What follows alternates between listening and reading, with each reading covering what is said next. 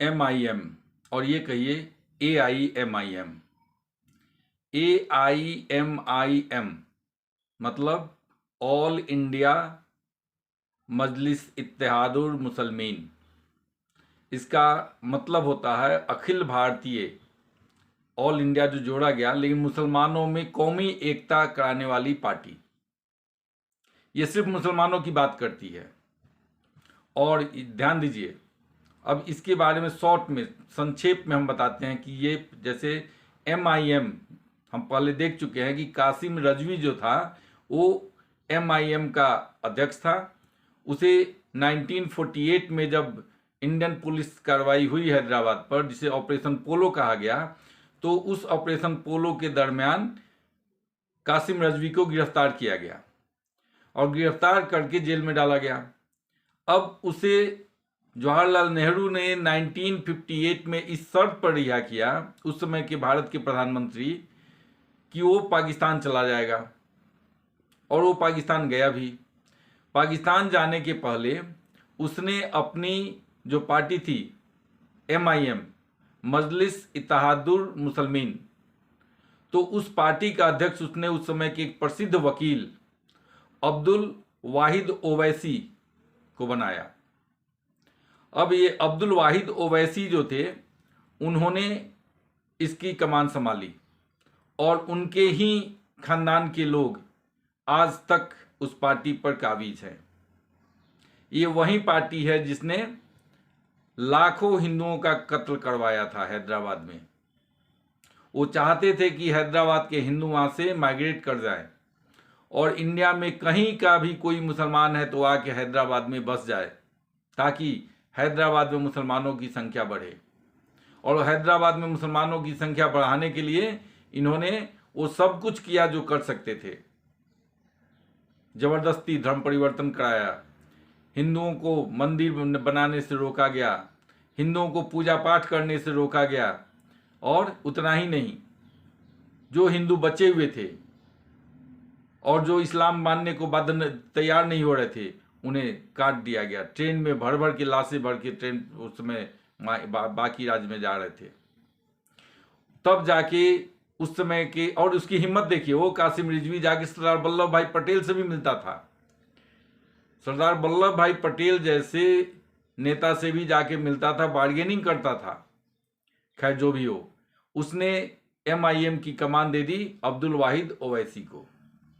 अब अब्दुल वाहिद ओवैसी को लगा कि स्वतंत्र भारत में अब रहना, तो हैदराबाद का विलय तो कर लिया गया भारत में, तो उसे रहना तो भारत में ही है।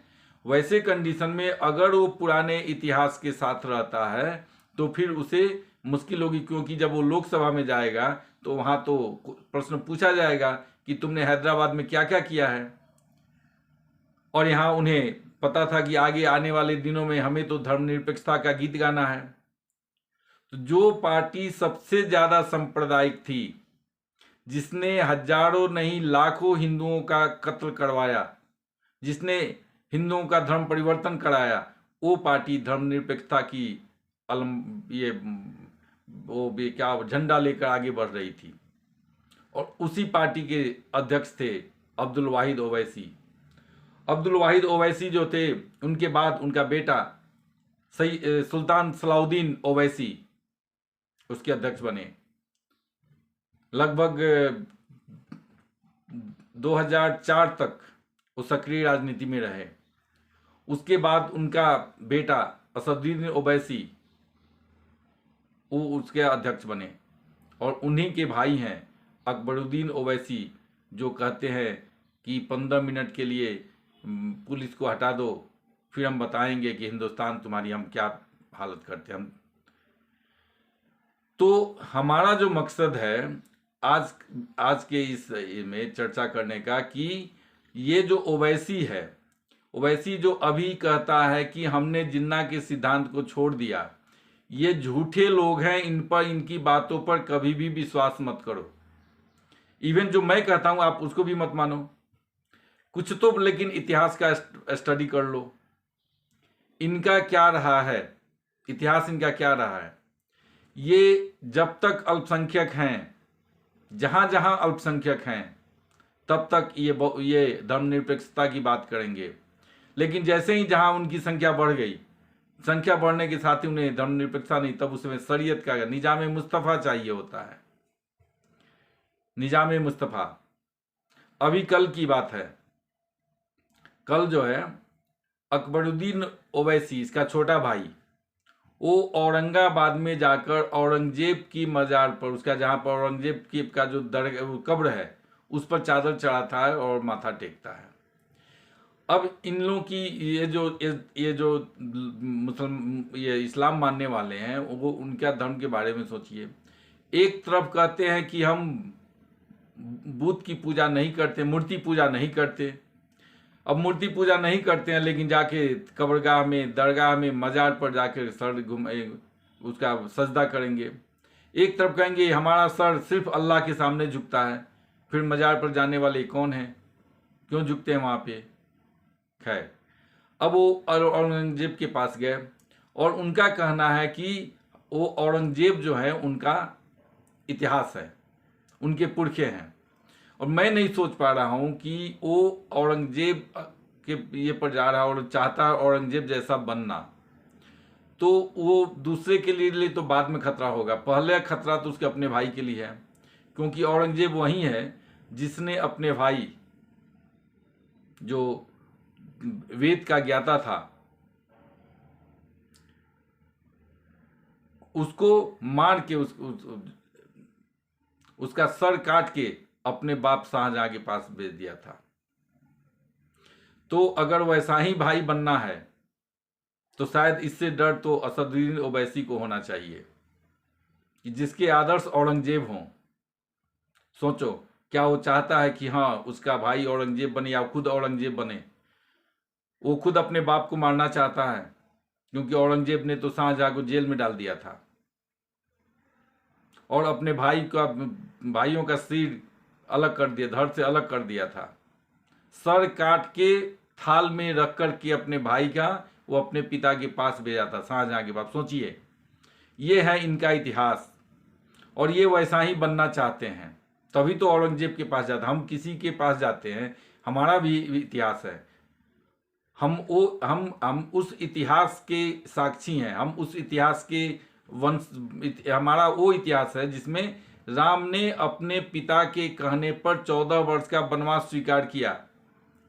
जहां एक भाई, भरत जैसा भाई था, जो राम की खड़ाओं को रख कर के 12 वर्ष तक उसका राजगद्दी पर शासन किया, राज्य पर शासन किया।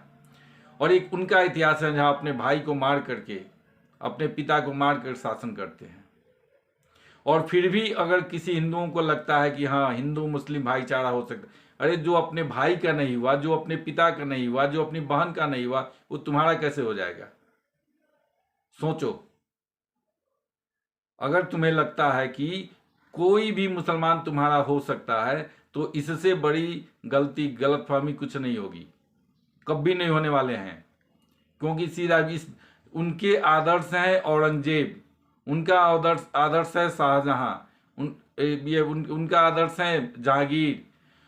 तो ये जो मोहम्मद गजनी, गौरी, तो ये जो इन्वेडर थे, जो बाहर से आए थे, जिनका भारतीय मुसलमानों से कोई लेना देना नहीं, ये सारे कन्वर्टेड मुसलमान हैं। सारे इनके बाप दादा सारे हिंदू थे, ये कन्वर्ट हुए मुसलमान में। लेकिन ये अपना इतिहास भारत में नहीं खोज के ये खोजते हैं गजनी में। इनका ये अपने आप को एसोसिएट करते हैं औरंगजेब से।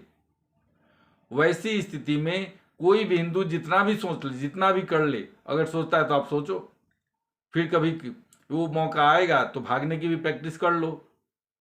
जैसे कश्मीर से भगाए गए, वैसे जहां पर भी रहते हो, जहां पर भी रहते हो, अगर वहां मुस्लिम मेजोरिटी होगी तो तुम्हें भगाया जाएगा और तुम भागोगे। उसकी प्रैक्टिस कर लो, फिर तब उसके बाद धर्मनिरपेक्षता की बात करो।